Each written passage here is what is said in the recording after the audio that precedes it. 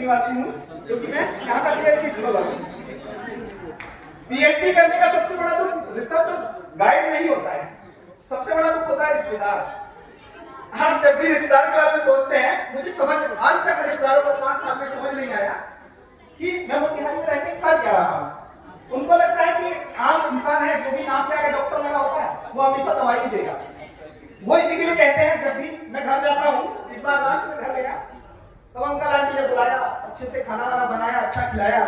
उसके बाद अंकल बोलते हैं कि बेटा मेरे पैरों में थोड़ी दर्द है तो कोई दवाई लिख दे।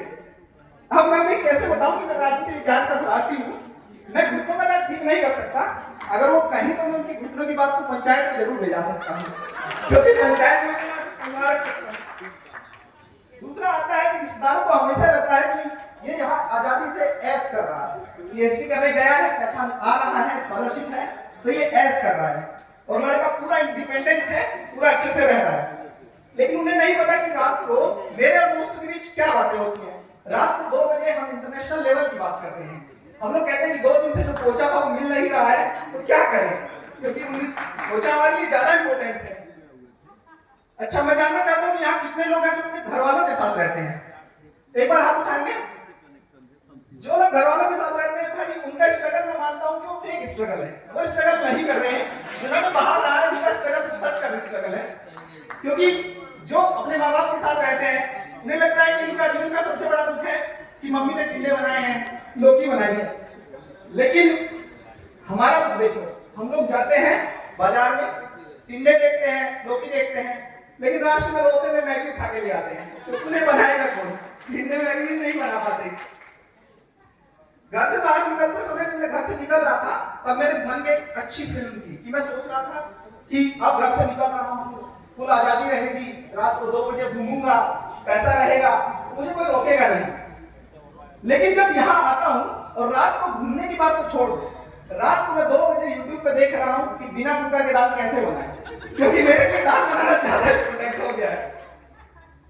जब भी आप घर पे रहते हो तो एक आजादी का भ्रम रहता है आपको कि मम्मी बोलती थी, जब मैं घर पे रहता था तो मम्मी का कहना था कि बेटा बाहर जाएगा, कुछ सीख ले, अपना काम खुद से करना सीख। मैं बोलता था कि मैं जब भी बाहर निकलूंगा ना, मैं अपने आप को याद रखूंगा, मैं इंडिपेंडेंट ऐसा बन जाऊंगा कि आप देखेंगे कि मैं कितना काम कर पाता हूँ, मैं सब कुछ मैनेज कर लूंगा।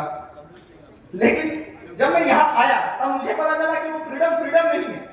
घर पे जो फ्रीडम होती है, दोस्तों के साथ घूमना, इधर उधर जाना, लेकिन रूम पे आपको फ्रीडम होती है, लेकिन ये कि आप डिसाइड करते हैं कि पहले झाड़ू लगेगी कि पोछा, ये आपके पास होता ही है। उसके बाद आता है कुकिंग। मैंने देखा है कुकिंग शो देखना और असली में कुकिंग करने में इतना अंतर होता है जितना हमारा सिनॉप्सिस और थीसिस में होता है। सिनॉप्सिस हमारी जैसी होती है, थीसिस नहीं होती है। पहले दिन जब मैं रूम पे आया, मैं शिफ्ट हुआ यहाँ नया, तो मैंने सोचा था कि मैं मास्टर शेफ बन जाऊंगा, मैं बहुत अच्छे खाने बनाऊंगा, खुद से बनाऊंगा, अच्छा खाऊंगा जो मैंने घर पे नहीं खा पाता। तो मैंने YouTube पे वीडियो देखना स्टार्ट किया कि वीडियो देखूंगा, अच्छे से बना लूंगा, क्योंकि देख के बनाना कितना आसान है। लेकिन जब उसमें शेफ आता है और वो बोलता है इसमें थोड़ा सा ओरिगेनो डालिए, थोड़ा ट्रफल ऑयल डालिए, अब मेरे पास है रिफाइंड ऑयल है और उसके अलावा जीरा, वो भी मैंने पिछले महीने खरीदा था। तो अब इनसे अगर कुछ बन सकता है तो बनेगा, नहीं तो फिर आलू में उबलेंगे या खिचड़ी बनेगी, उसके अलावा कुछ नहीं होगा। उसके बाद मैंने देखा है कि रोटी बनाना एक साइंस नहीं है, वो एक ऐसा ब्लैक मैजिक है कि उसके अंदर आप फंसते चले जाते हैं। सबसे पहले मैं जब आटा गूंथने के लिए बैठता हूँ तो वो हाथ से ऐसे चिपक जाता है जैसे नेता कुर्सी से चिपकता है, छूटने का नाम ही नहीं लेता है वो। फिर मैं गुस्से से उसको पीटता हूँ। 1-1.5 घंटे बाद लास्ट में मैं रोटी का अपनी फ्रस्ट्रेशन ज्यादा निकाल पाता हूँ। उसमें मैंने कभी इंडिया का मैप बनाता हूँ, कभी ऑस्ट्रेलिया का, तो आप समझ सकते हैं कि मैंने इन रोटियों में ही वर्ल्ड टूर कर लिया है अभी तक। मैं पूरे वर्ल्ड में घूम चुका हूँ, कभी श्रीलंका भी दिख जाता है रोटी में आपको, साइड में टूटा हुआ। जी सर। लेकिन इन सबसे भी खतरनाक चीज जब आती है, वो आती है बर्तन धोना। तो वहां भी आप जाएंगे, बर्तन धोना मैं मानता हूँ वो एक ऐसी तपस्या है कि जिसका कोई अंत नहीं है, वो लगातार चलती रहती है। मैं रात को कसम खा के सोता हूँ कि आज तो मैंने सारे सिंक को साफ किया है, चम्मच तक नहीं छोड़ता हूँ। सो जाता हूँ, सुबह उठता हूँ तो देखता हूँ कि वहां 2 प्लेट 4 प्लेट हो गया, कैसे आ गए मुझे भी नहीं पता। वहां हमेशा दिव्य बर्तन आ जाते हैं, पता नहीं, वो आप खुद भी चल सकते हैं, ये भी हो सकता है। उसके बाद मैं मानता हूं कि आधे से ज्यादा कैलकुलेशन मेरी आज के समय यही जानने में हो जाती है, यही निकलता है कि मैं कोशिश करता हूं कि पैन में जिसमें मैगी बनाई है उसी में ही खा लूं, दूसरा बर्तन साफ ना करना पड़े, तो उसी में मैं लगा रहता हूं, उसी में खा लेता हूं। अब कोई भी बैचलर जो बाहर रहा है उसने देखा है कि बर्तनों के खौफ से बचने के लिए सबसे ज्यादा वो क्या करते हैं, वो रखते हैं काम वाली आंटी, जो कि जिससे कि उन्हें कुछ शांति मिल जाए। लेकिन मैं जानता हूं कि भाई रूम का जिसमें हम रह रहे हैं उसका रेंट हम दे रहे हैं, बिजली का बिल दे रहे हैं, लेकिन उस कमरे की जो असली मालकिन हो जाती है वो हो जाती है आंटी। उनका अपना अलग स्वाद होता है। आप रात भर पॉलिटिकल साइंस पढ़ रहे हैं, आराम से पढ़े, उसके बाद थीसिस लिख रहे हैं, सुबह 5 बजे आप सोए, सुबह आंटी आएगी 6 बजे आते, ठक ठक ठक ठक, भैया दरवाजा खोलिए। अब भैया के आंखों में नींद है, खौफ है, भैया उठते हुए खोलते हैं, आंटी आती है, भैया खड़े हो जाइए मुझे झाड़ू लगाना है। तो मैं कोने में ऐसे खड़ा हूं जैसे मुझे सजा मिल रही है, सुबह 6 बजे।